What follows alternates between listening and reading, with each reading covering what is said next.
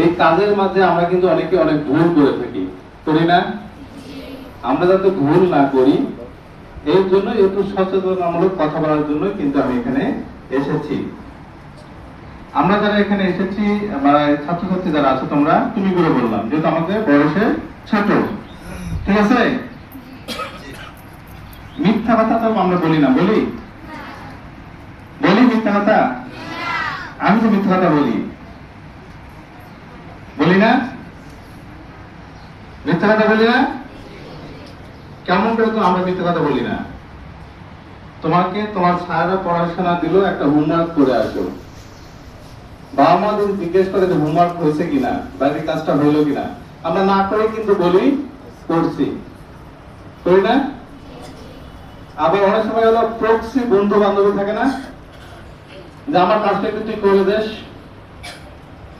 থাকে কিনা? আমরা করি কিনা? করি, যে আমি এটা করি না, একটু তুই করে দেস, করি না? কথা বলতে হবে, কথা বলো, কথা বলো।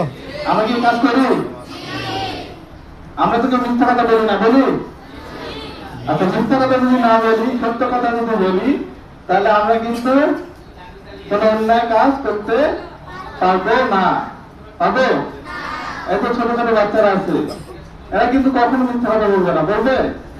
কিন্তু আমরা যারা বড়, যারা ক্লাস 8, 9 এবং 10-এ পড়ি, আমাদের মধ্যে কিন্তু মিথ্যা বলার প্রবণতাটা শুরু হয়। ক্লাস 6, 7, 6-এ একটু কম, 7, 8, 9, 10 থেকে মিথ্যা কথা আমাদের প্রবণতা শুরু হয়, শুরু হয় না? আচ্ছা, আমাদের একজন তো সবসময় আমাদেরকে দেখাশোনা করে নাকি? আল্লাহ, মহান আল্লাহ তাআলা আমাদেরকে কিন্তু সবসময় দেখে। আমরা ঘুমে থাকলেও দেখে, ঘরের মধ্যে থাকলেও দেখে, আপনার যেখানে থাকি সেখানে দেখে। তাহলে আল্লাহ যদি আমাদেরকে সবসময় দেখে, তাহলে আমরা কি কাজ করি তাহলে আল্লাহ জানে? জানে কিনা? জানে?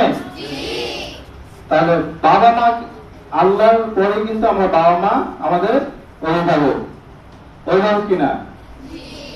বাবা মা, মা হলো আমাদের সর্বপ্রথম শিক্ষক। আমাদের সর্বপ্রথম শিক্ষক কে?